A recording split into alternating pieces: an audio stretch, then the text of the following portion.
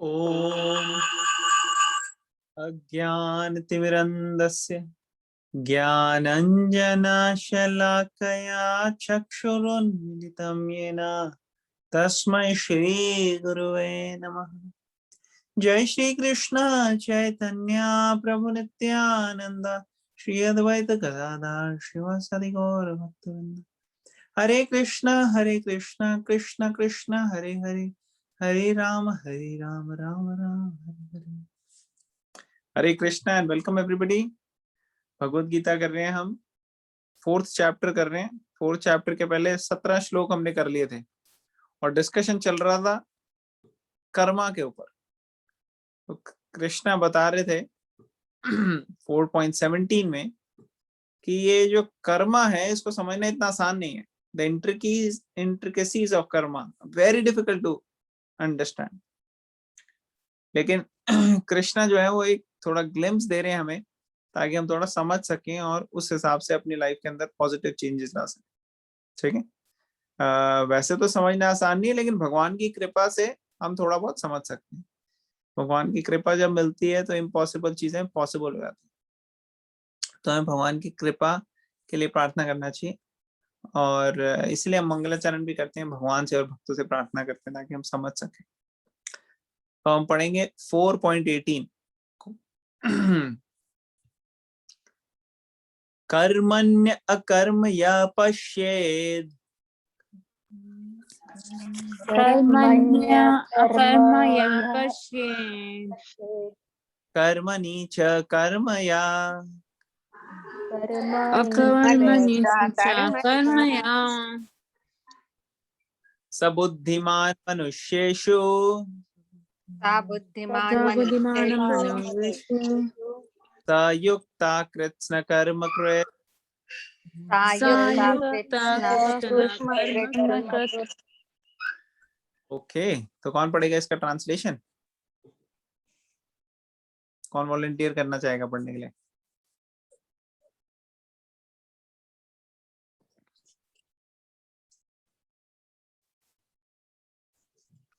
Okay, मैं पढ़ता हूँ translation. One who seize inaction and action in inaction is intelligent among men, and he is in the transcendental position, although engaged in all sorts of activities. Okay, तो ये कृष्णा यहाँ पे बड़ी poetic और Upanishadic language use कर रहे हैं। Convey कर। तो एक बार दोबारा से पढ़ेंगे इसको। कोई वॉलंटियर करना चाहेगा इसको पढ़ने के लिए? I'll read. हाँ, पढ़ो। Translation. One who sees inaction in action and action in inaction is intelligent among men, and he is in the transcendental position, although engaged in all sorts of activities.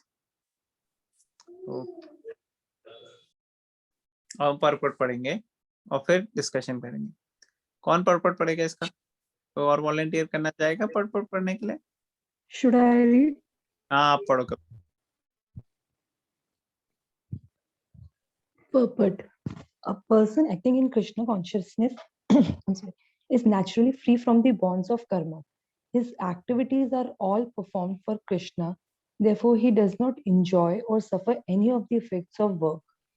Consequently, he is intelligent in human society, even though he is engaged in all sorts of activities for Krishna. Akarma means without reaction to work. The impersonalist ceases fruitive activities out of fear, so that the resultant action may not be a stumbling block on the path of self-realization. But the personalist knows rightly his position as the eternal servitor of the Supreme Personality of Godhead. Therefore, he engages himself in the activities of Krishna consciousness. Because everything is done for Krishna, he enjoys only transcendental happiness in the discharge of this service. Those who are engaged in this process are known to be without desire for personal sense gratification. The sense of eternal servitorship to Krishna makes one immune to all sorts of reactionary elements of work. Hare Krishna. Hare Krishna. Okay. The one who sees inaction in action and action in inaction is intelligent among men, and he is transcendental possession and is in the transcendental position, although engaged in all sorts of activities. Okay. तो यहाँ पे point क्या है? In action, जो पहला वाला in action है यहाँ पे,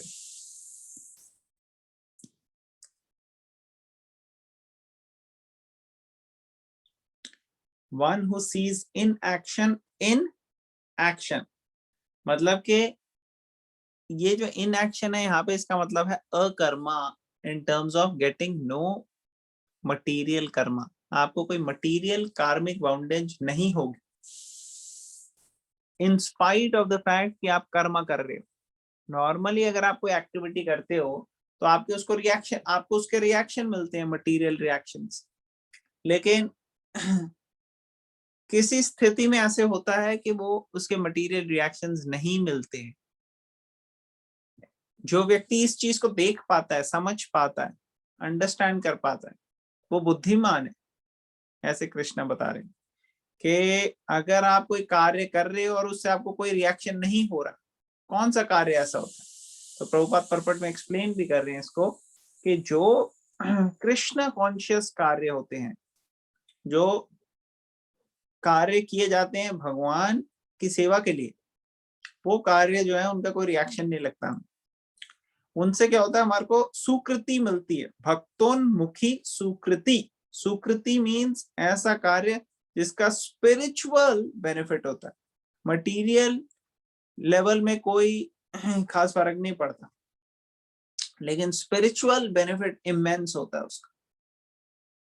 तो जो व्यक्ति इस चीज को समझता है वो इन नॉलेज है। अच्छा, दूसरा, एंड एक्शन इन इनएक्शन। अब ये एक्शन इन इनएक्शन का मतलब, इसका मतलब ये है कि अगर कोई इनएक्टिव है व्यक्ति, ज्यादा कोई कार्य वगैरह नहीं कर रहा, एक जगह ही है, उसको भी कर्मा लगेगा एक्चुअली।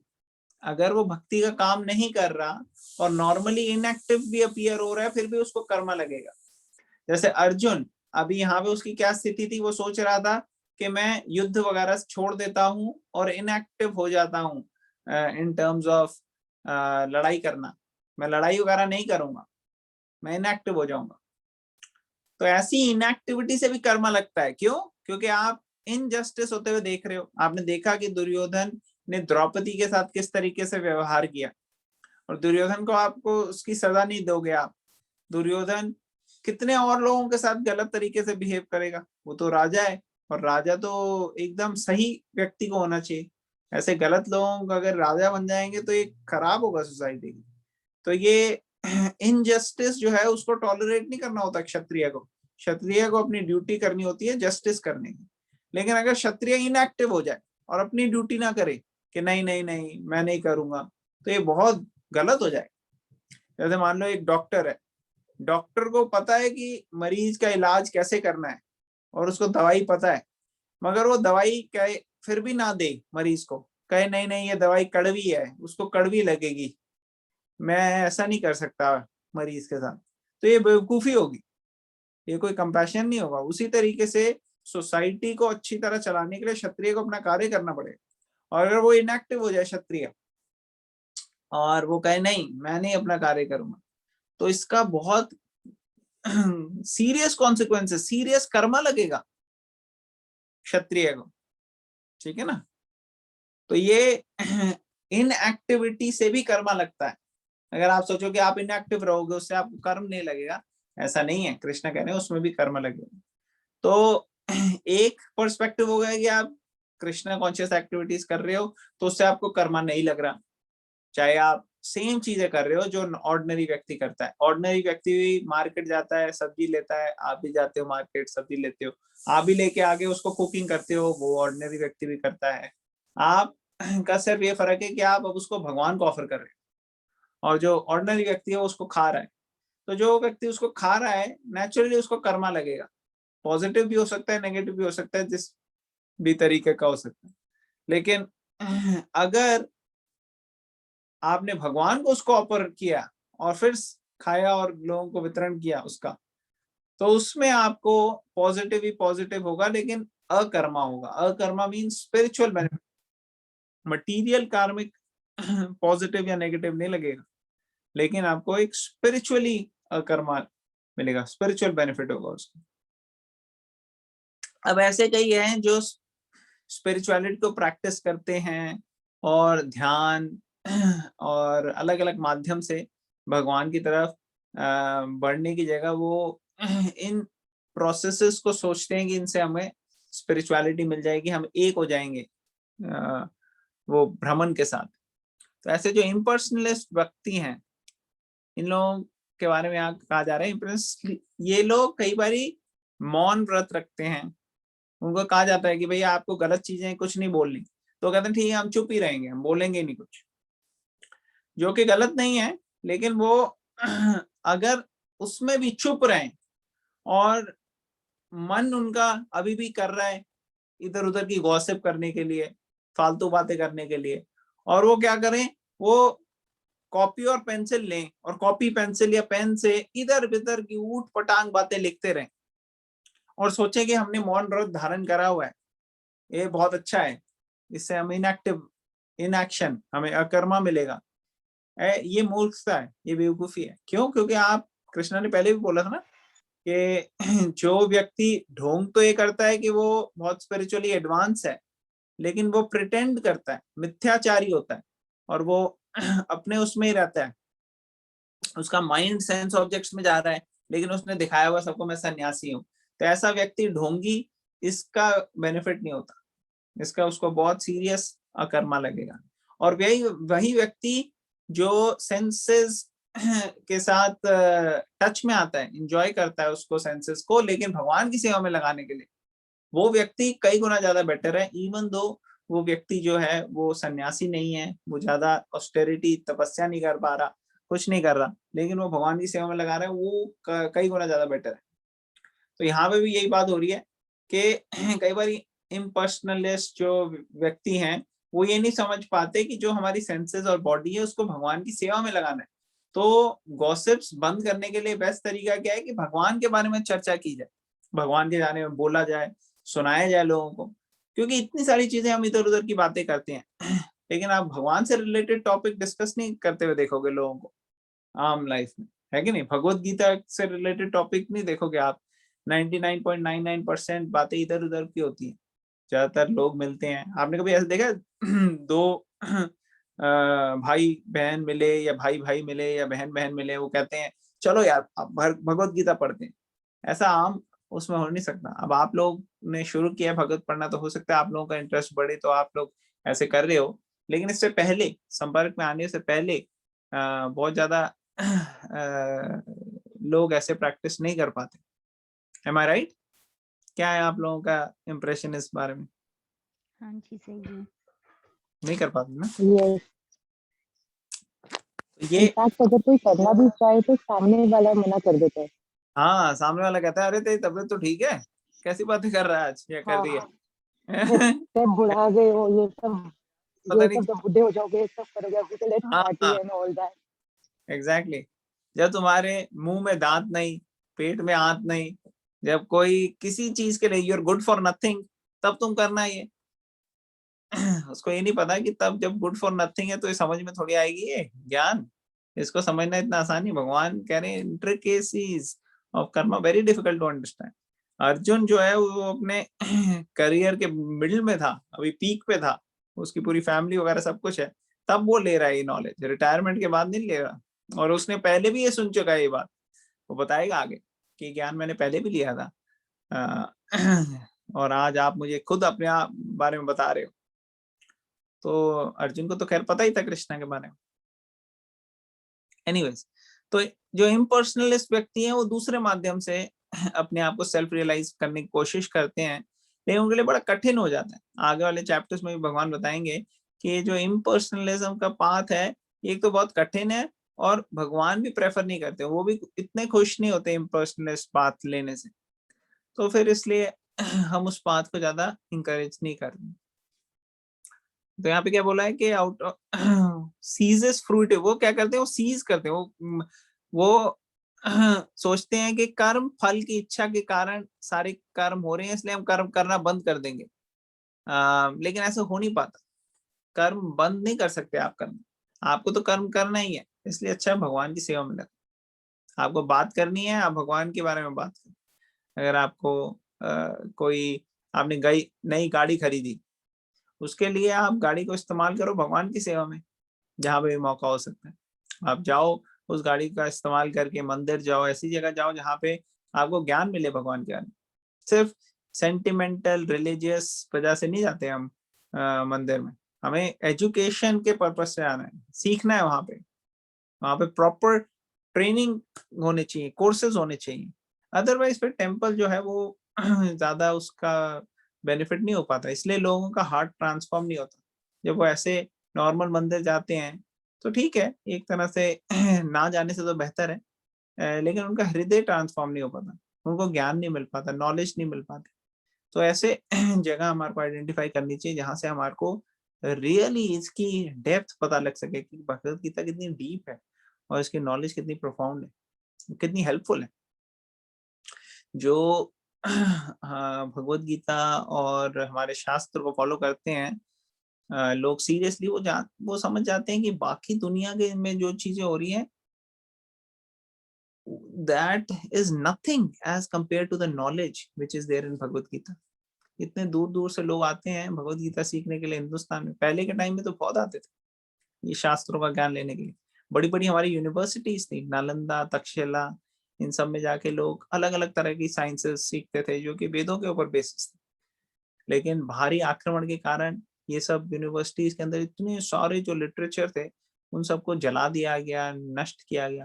लेकिन फिर भी अभी भी हमारे पास बहुत सारे लिटरेचर अभी भी हैं, तो उनको स्टडी करना चाहिए। यहाँ पे बताया जा रहा है कि ऐसा जो अपीयर हो रहा है इन एक्शन, उसका भी कर्मा लग सकता है अगर वो सही मायने में अकर्मिक नहीं होगा। ठीक है, तो प्रभुपाद यहाँ पे सिंपल मेथड दे रहे हैं जो कि हमारे लिए, सबके लिए, जो हाउस होल्डर हैं, जिनकी फैमिलीज हैं, जो अपने जॉब्स में, स्टडीज में बिजी हैं, उनके लिए बेस्ट है। क्या है, आप जहां पे भी हो आप इंगेज करो भगवान की सेवा में अपने आप। अगर आप भगवान की सेवा में इंगेज करते हो तो आप अकर्मा के पाथ पे चल रहे हो, और अगर आप भगवान की सेवा में नहीं यूज कर रहे तो रिस्क रहता है कर्मा और विकर्मा का। और कर्मा और विकर्मा ये दोनों हैं क्या एक्चुअली, ये एक तरह से जेल के अंदर कैदियों को अलग अलग सेक्शन में डाल दिया जाता है। एक होते हैं ए ग्रेड सेल, सेल मतलब जैसा रूम होता है जेलों का। एक होता है बी ग्रेड, एक होता है सी ग्रेड, और एक होता है डी ग्रेड। तो डी ग्रेड तो बिल्कुल काल कोठरी हो गई, सब कुछ वहां डार्क, चेन से बांध के रखेंगे, बड़ा मुश्किल से एक बार ही खोलेंगे दरवाजा, उसमें आपको खाना दे देंगे पूरे दिन का थोड़ा सा, और आपको वहां बहुत काम करवाएंगे, चक्की पीसो, ये करो वो करो। वैसे ये डी ग्रेड सेल हो। सी ग्रेड सेल में थोड़ी हवा पानी ज्यादा आ सकती है, थोड़ी लाइट वगैरह आएगी, थोड़ा आपके लिए ज्यादा इंतजाम होगा। बी ग्रेड सेल में आपको बहुत ज्यादा फैसिलिटी होगी, इधर उधर जा सकते हो आप, कई चीजें कर सकते हो। और ए ग्रेड सेल में आपको हो सकता है वीआईपी, पूरा एयर कंडीशन ये सब दें। लेकिन जेल के अंदर बंद ही रखेंगे हर केस में, जेल से नहीं बाहर जाने देंगे। तो कई कैदी ऐसे सोच सकते हैं कि अरे यार मेरा तो यार सी ग्रेड सेल है, मैं किसी तरह बी ग्रेड सेल में आ जाऊं ना तो मेरी लाइफ बन जाए, है कि नहीं? कुछ लोग सोच सकते हैं ऐसे। तो जेल के अंदर कौन सा सेल बेटर है आपके हिसाब से, अगर आपको चॉइस मिले किस सेल में आप रहना चाहोगे? क्या कहना चाहते हो? कोई यहाँ पे इस बारे में किसी ने सोचा है कभी कि अगर जेल में जाना पड़े कौन सी ग्रेड के सेल में आपको रहना प्रेफरेंस रहेगा आपका? एनीवन? ऑफ कोर्स जो बेस्ट होगा, है रशिका? जो बेस्ट होगा। जो बेस्ट होगा, ओके। हाँ, मगर आप आपने इस बारे में सोचा होगा कभी कि जेल में जाके रहना पड़े तो? कभी ध्यान में नहीं आया ये। ध्यान नहीं जेल आया? में जाएंगे क्यों? जेल में जाना ही क्यों है? हाँ हाँ?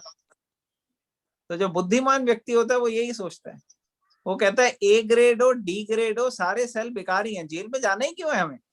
हमें जेल में जाना ही नहीं है, हम बाहर ही खुश हैं, है कि नहीं? बुद्धिमान व्यक्ति सोचता है कि जेल में नहीं जाना हमें, सोचता है कि नहीं? हाँ जी। आप सब बुद्धिमान हो, आपने कभी ऐसे बारे में सोचा नहीं होगा कि यार अगर जेल में जाना पड़े तो कौन सा सेल लेना है?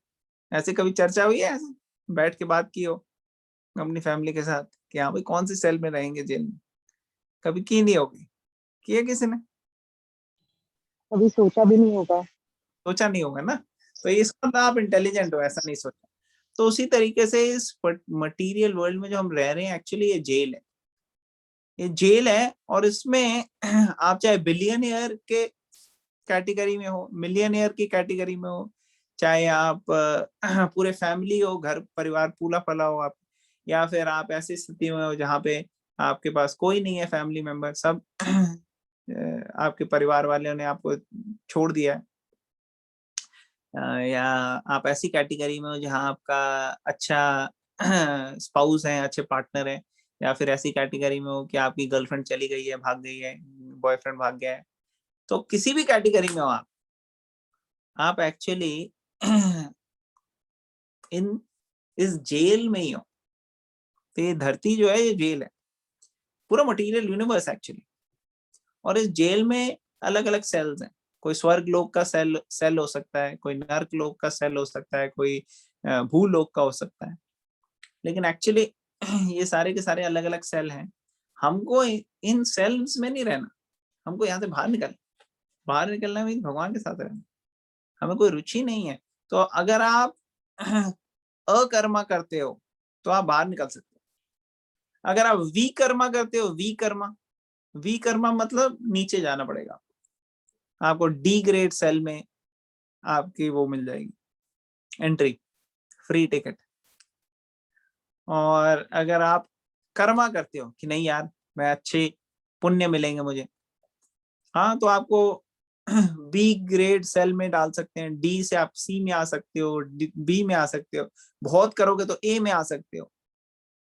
लेकिन बुद्धिमान व्यक्ति वो ऐसे इसमें सेटिस्फाई नहीं रहता, वो कहता है जेल में जाना क्यों है, हमें जेल में जाना ही नहीं है, हम बाहर ही ठीक है। उसी तरीके से जो बुद्धिमान व्यक्ति जेल में फंसे हुए हैं वो भी ये सोचते हैं कि नहीं यार ये जेल की अब बस सजा हमारी खत्म हो जाएगी, हम अच्छे से बिहेव करेंगे, अच्छे से बिहेव करते हैं वो, ताकि उनकी 10 साल की सजा 3-4 साल में निपटा के वापस आए।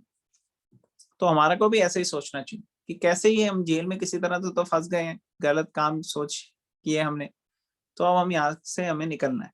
और हमें कहाँ जाना है? हमें वहां जाना है जहाँ एक्चुअली हमारी रियल फैमिली है। रियल फैमिली हमारी कृष्णा के साथ है, वहां पे हमारी रियल ड्यूटीज हैं, रियल रिस्पॉन्सिबिलिटी है, प्रेम का आदान प्रदान है, पूरी सब जो यहाँ पे हमारे को मिल रही हैं चीजें, फैसिलिटीज या फैमिलीज, रिलेटिव्स, एक्चुअली सारे के सारे जो हैं उनको सबको स्पिरिचुअल वर्ल्ड जाना चाहिए और हमें सबके साथ स्पिरिचुअल वर्ल्ड में रहना चाहिए। ये होना चाहिए हमारा गोल, ना कि इस मटेरियल वर्ल्ड में, क्योंकि यहाँ पे तो मटेरियल वर्ल्ड में तो डेंजर एट एवरी स्टेप है, पता नहीं कब कहाँ से कोई बुरी खबर आ जाए, कोई बैड न्यूज आ जाए, कोई प्रॉब्लम आ जाए, कोई तकलीफ आ जाए। तो यहाँ पे रहना is not for a gentleman and gentle lady, ठीक है ना, उन लोगों के लिए नहीं है ये जगह। ये जगह है जैसे होता है ना हॉस्पिटल में कभी कभार जाना पड़ जाता है, तो हॉस्पिटल में जाते हैं अपनी बीमारी ठीक करके वापस आ जाते हैं, ये नहीं कि हॉस्पिटल में ही घर बसा ले। उसी तरह से मटेरियल वर्ल्ड भी एक तरीके से हॉस्पिटल है। यहाँ पे हम आए, हमारे अंदर कोई बीमारियां थी, हमारी प्रोपेंसिटी थी भगवान से सेपरेट एंजॉय करने की, उस वजह से हम यहाँ पे थे। अब हमारे को फोकस ये करना है कैसे यहाँ से बाहर निकला जाए, तो उसके लिए अकर्मा करना है। अकर्मा मीन स्पिरिचुअल एक्टिविटीज, जैसे आपने भगवत गीता में इंटरेस्ट लिया पढ़ने के लिए, चैंटिंग की भगवान के नामों की, मेडिटेट करना चाहिए रोज, हरे कृष्णा कृष्ण कृष्ण हरे हरे, हरे राम राम राम हरे हरे, ये मेडिटेशन जो है ये रोज करने का मतलब है हम भगवान को सीरियसली सिंसियरली बुला रहे हैं, भगवान आप प्लीज आके हमारे को हेल्प कीजिए, आप प्लीज गाइड कीजिए हमें, आप प्लीज आपके बिना हम रहना नहीं चाहते। ये भगवान से आई लव यू बोलने का एक माध्यम है। कितने लोगों को हम बोलते हैं आई लव यू, हम अपने क्या कहते हैं फैमिली में अगर देखें तो स्पाउस को, बच्चों को, पेरेंट्स को, सबको हम कहते हैं कि आई रियली लव यू। हम भगवान को क्यों नहीं कहते? भगवान को कहना बड़ा जरूरी है, एक्सप्रेस करना। तो ये अगर हम भगवान से कहें भगवान बहुत हो गया, मैंने बहुत जो है दूसरी चीजें ट्राई कर ली हैं, अब मुझे ये ट्राई करना है कि आपसे कैसे मैं सीरियसली और सिंसियरली अपना जो हृदय है वो आपके चरणों में डालूं, कैसे मैं अपने प्रेम का को एक्सप्रेस करूं। तो लव मीन्स टू सर्व, प्रेम का बोलना आई लव यू मतलब आपको कुछ करना पड़ेगा, ठीक है ना। ऐसे नहीं कह सकते कि आप देखो एक छोटे से बच्चे की माता है, वो बच्चे को अगर रात को बाथरूम जाना है तो उठेंगी और जाके उनको लेके जाएंगे, ये नहीं कहेंगे अरे यार छोड़ सुबह कर लियो क्या है, ऐसे नहीं। To love means to serve. तो उसी तरीके से जो भी हम जिनको भी प्यार करते हैं वी केयर फॉर देम, ठीक है ना, उनके लिए हम कुछ ना कुछ प्रयास करते हैं, कुछ ना कुछ एक्सप्रेशन होता है हमारा जिससे हम एक्सप्रेस कर सकें अपना प्यार। तो ये इम्पोर्टेंट एस्पेक्ट है। Karma karma vikarma, action in action and in action in action. तो जो व्यक्ति कार्य कर रहे हैं, देखने में तो वो नॉर्मल कार्य ही कर रहे हैं, लेकिन एक्चुअली वो स्पिरिचुअल प्रोसेस में लगे हुए हैं, भगवान की सेवा में लगे हुए हैं, तो उनको कोई कर्म नहीं लगेगा। लेकिन अगर कोई ढोंगे ढोंग कर रहे हैं या फिर कोई सोच रहे हैं कि हम कुछ भी नहीं करेंगे, उससे हमको कोई कर्म नहीं लगेगा, तो ऐसे व्यक्ति कुछ ना करके भी उनको कर्म लग जाता है। तो ये जो नॉलेज है ये बुद्धिमान व्यक्तियों को समझ में आ जाती है। ओके, किसी का कोई क्वेश्चन, कमेंट या कोई पॉइंट है तो हम ले सकते हैं।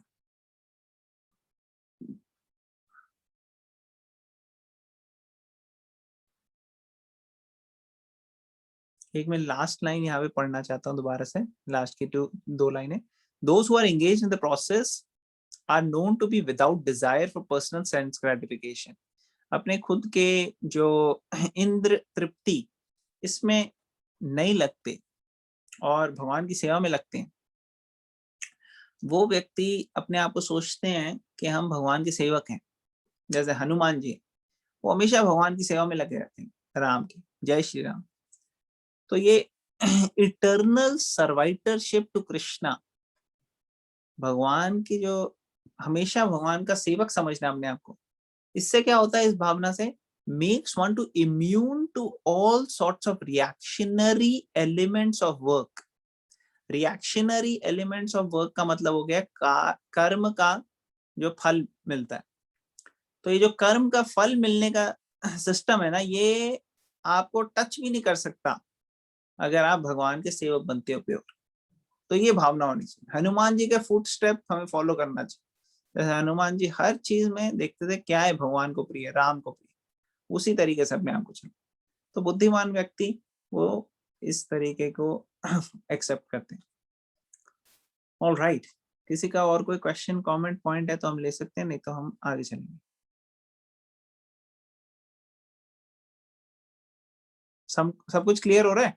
कल कई लोगों को डाउट था, 100% क्लियर नहीं हुआ था, आज क्लियर हो रहा है आज का सेशन? किस किसने कहा था कल? एक तो अंकिता माता जी ने कहा था कल 50-50 हुआ। माता जी आज का क्लियर हो रहा है?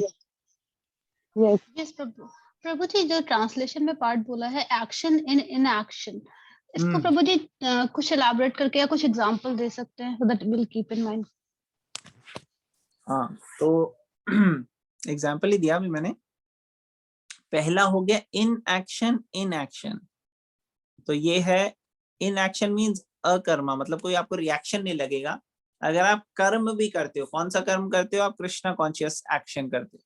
कृष्णा कॉन्शियस एक्शन से नो रिएक्शन, और दूसरा एक्शन मीन्स एक्चुअली आपको कर्म लगेगा।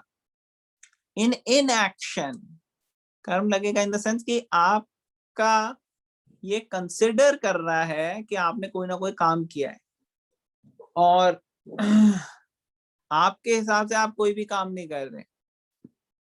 तो इसका एग्जाम्पल है जो मैंने अभी बताया कि अर्जुन अगर युद्ध से चला जाए और कहे नहीं भाई मैं इन एक्शन, मैं कोई काम नहीं करूंगा, तो वो ये सेकंड कैटेगरी में आ जाएगा।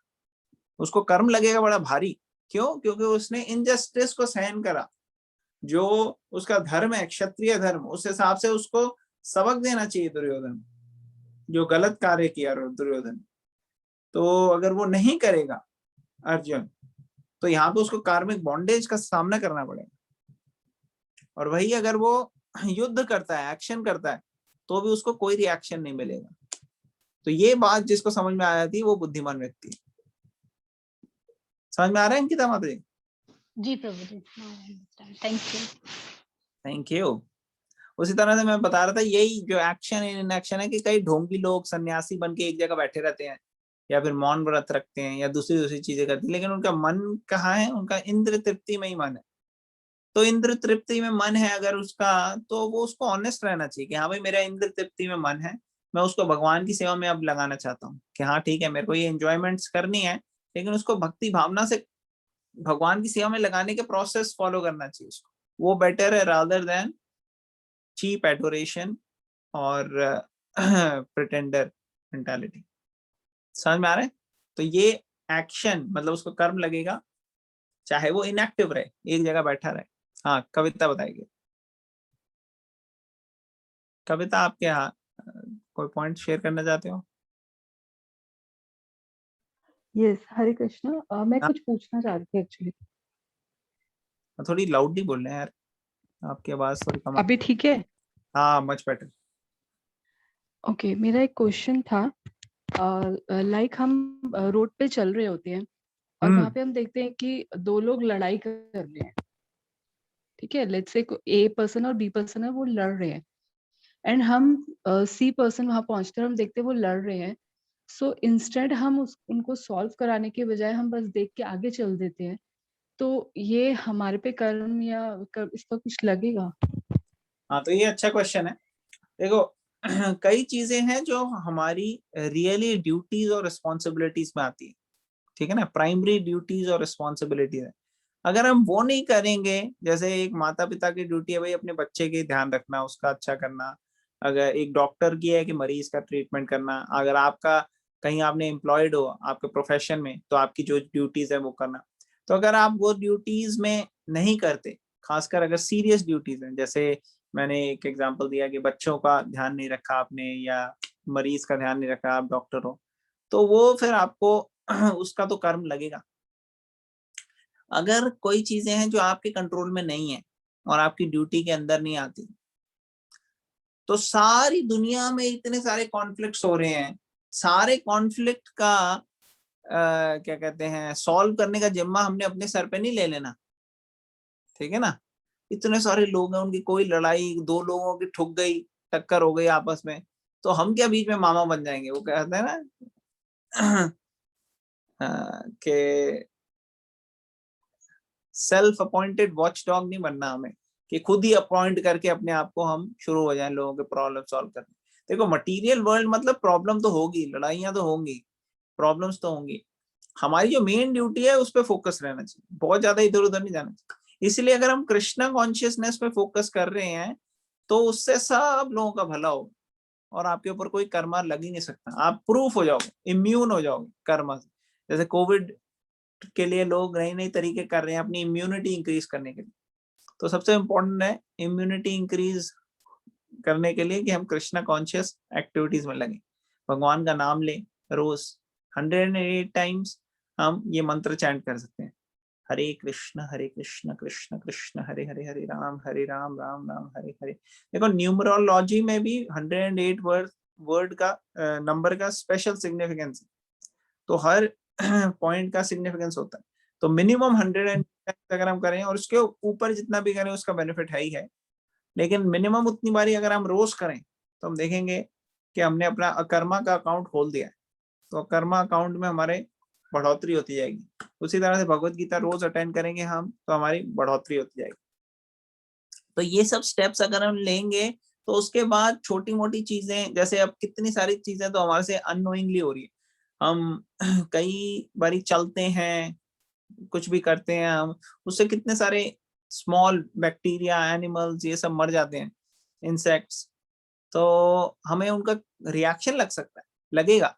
लेकिन अगर हम अकर्मा भगवान की सेवा में लगे हुए हैं तो हमें धीरे धीरे ये सब चीजें नलिफाई हो जाती, हमें नहीं लगता है इनका रिएक्शन। लेकिन अगर हम नहीं लग रहे भगवान की सेवा में तो हम बहुत बड़ा रिस्क ले रहे हैं। तो हमें खुद भी लगना चाहिए और बाकियों को भी हेल्प करनी चाहिए कि वो समझ सके इसको और लग सके। Does it answer your question कविता?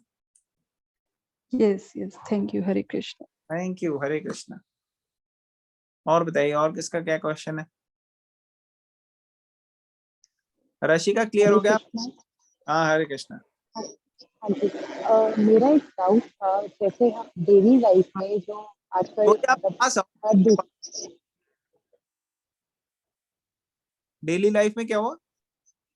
मेरा क्वेश्चन ये है कि जैसे डेली लाइफ में हम लोग कहीं भी बाहर जाते हैं या घर में क्वारल्स, तो मतलब ऐसे नोक झोंक, लड़ाई झगड़े और आर्ग्यूमेंट्स तो होती रहती है। और अभी आपने जैसे कहा कि injustice- हाँ जी, डेली लाइफ में आर्ग्यूमेंट्स हो जाती हैं, क्या पॉइंट बोल रहे हैं आप? आपको मेरी आवाज अभी क्लियर आ रही है? आ तो रही है लेकिन बहुत लो वॉल्यूम लग रही है, पता नहीं क्यों।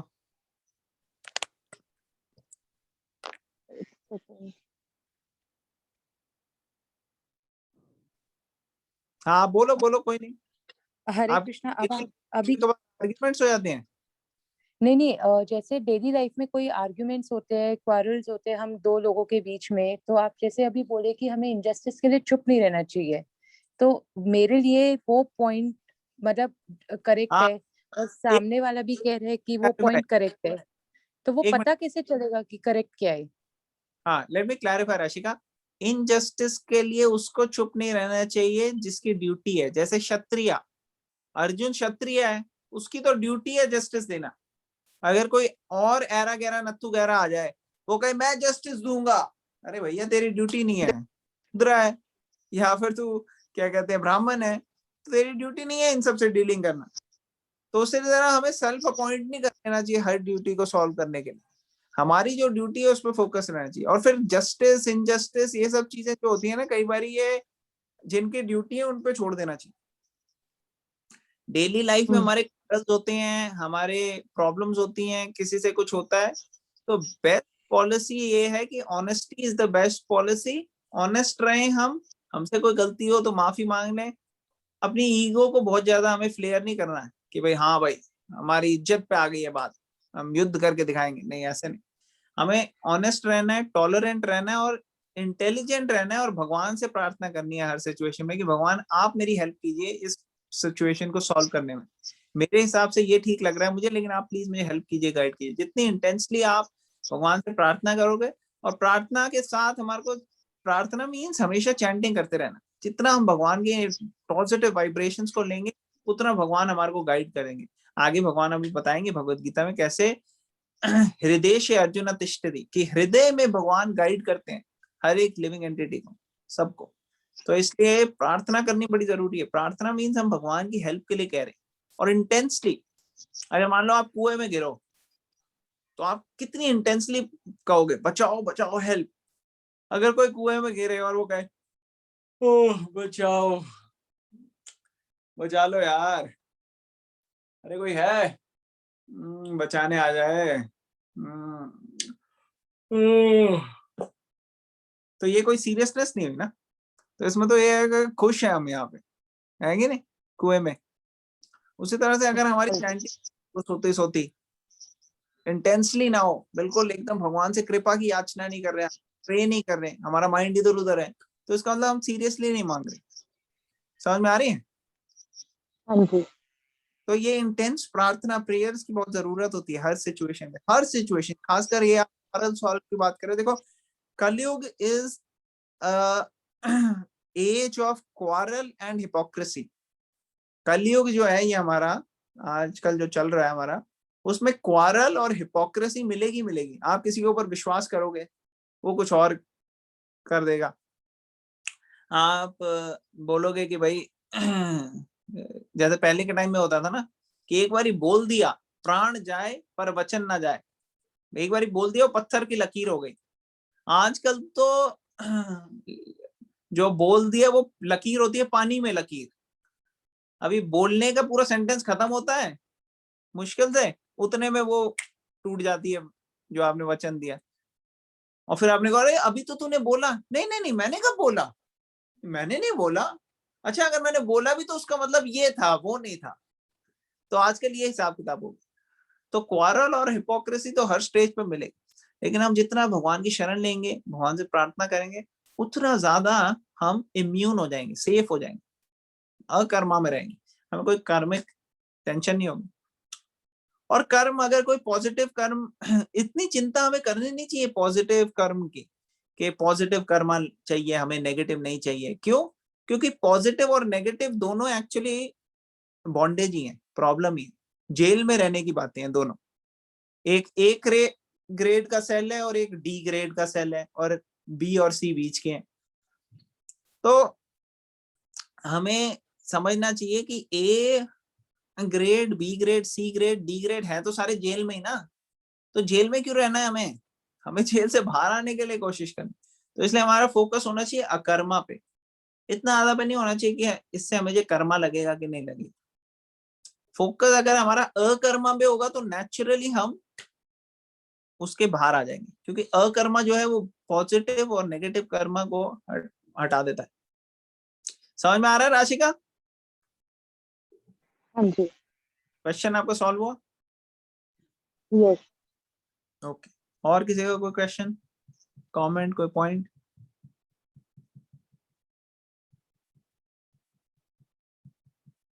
ऑल राइट, तो आई थिंक आज के लिए हमारा टाइम हो गया। we'll end it here, we'll stop। कल हम इसी टाइम पे मिलेंगे। Thank you very much everyone for joining. Bhagavad Gita की जय, श्रील प्रभुपाद की जय। हरे हरे कृष्ण। हरे कृष्ण।